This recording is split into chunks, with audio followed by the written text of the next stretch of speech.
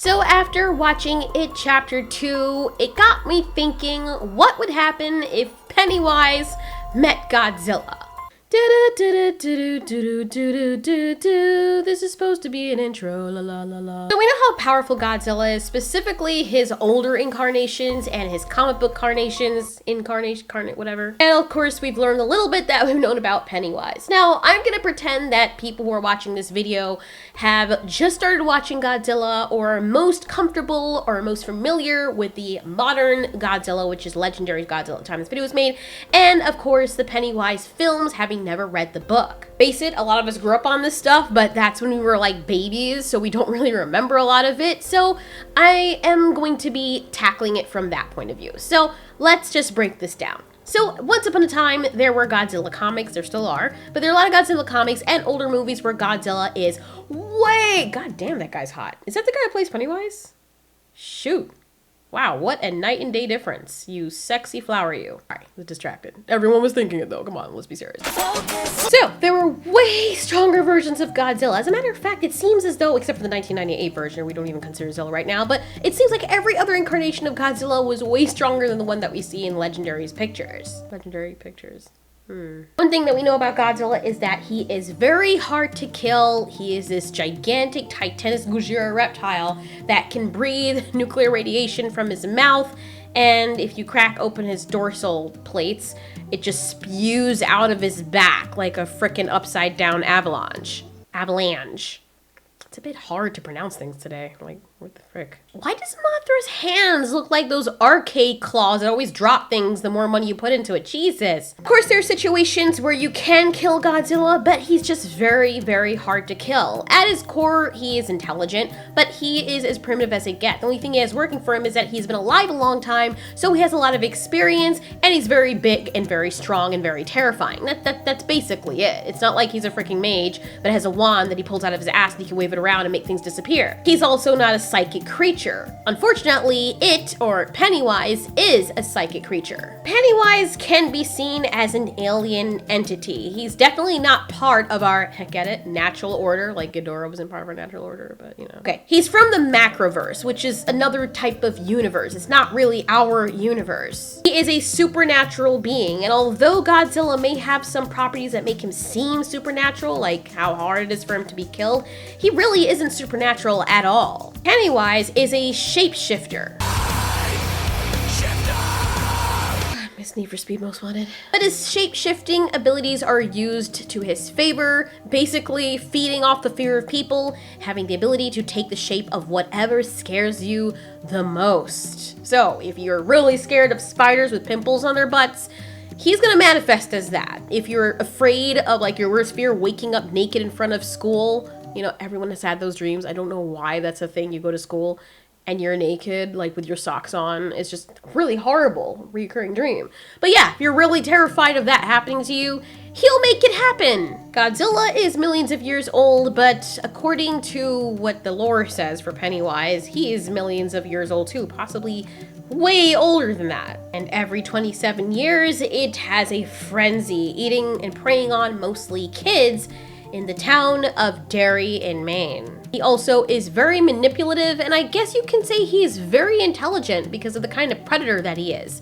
So against a creature like Godzilla, you know, well, that would be an issue, especially when you consider that Godzilla doesn't have any kind of psychic protection, just like a kid, and he's a primal animal. He's maybe ancient and intelligent, but he's still an animal at his core. He's going to be open for that subjugation. Now, in the It movies, and possibly in the book too, the kids were able to physically harm it, but that's because they weren't afraid of it for that momentary, I guess, lapse in judgment. But it didn't really kill him. It only seems like they kill him. I mean, even in his forms, where he takes the form of that head spider-like thing from the movie Thing, they outright stab the thing in the head, and it's like, and just runs away, and it's perfectly fine. They had said that the only way to really harm this thing was the ritual of Chud. This is where Pennywise's nemesis, the powerful turtle thing, if you guys never read the books or you don't know anything about the lore, it's going to be very confusing, but he has another cosmic, really powerful entity call a freaking turtle, like, you know, it's another psychic creature. Okay, the point is that that thing is very powerful, and Pennywise doesn't like it. It doesn't like Pennywise, and using its power, they could use some kind of psychic ability to kind of hurt it. But it doesn't even really kill it. It just kills his avatar. I know you guys may be saying, yeah, but you know, it can only kill things. Oh, sorry. Sorry. It can only affect things that are afraid, so it uses its worst fears, right? But Godzilla ain't scared of nothing. First of all, it's Godzilla's not scared of anything. And second of all, how do we know that Godzilla's not scared of anything? Just because he acts all brave doesn't mean he's not scared of anything. I can imagine that Godzilla has seen his loved ones be killed, and Godzilla has shown that he has emotion and that he has sympathy and empathy. Maybe not towards little things, but in those little moments you see the humanity in Godzilla's face. He does care to an extent, somewhat. You can see it in his eyes. Maybe not as much as creatures like King Kong do, but it's there. So that must mean like a creature like this, who's intelligent enough to recognize danger, also understands fear. He's usually the one causing it, but I can imagine that as he gets madder and realizes he can't really outright kill something, and he's sustaining injury, he's gonna be afraid to die. Might not be... Did I just say that in a southern accent? Jesus Christ. That's what happens sometimes, I'm sorry. It might not be that he's outright like scared of Pennywise per se, but it may be the situation that Pennywise is able to freaking scare him. Like, for example, let's say that we take the Godzilla from King of the Monsters, who was dropped to his death when Ghidorah took him soaring up into the sky. Godzilla may be afraid of heights. I mean, I don't imagine that any monster that weighs like 100,000 tons is gonna want to be dropped from a height like that again. So Pennywise would put him in a situation where he's just terrified. Godzilla could use his atomic breath to blow Pennywise to smithereens, but again, this wouldn't really kill Pennywise outright, would it? If in the Heisei series, Godzilla was able to be manipulated by someone or something, then he most definitely can be manipulated by this cosmic, awful, spiritual creature.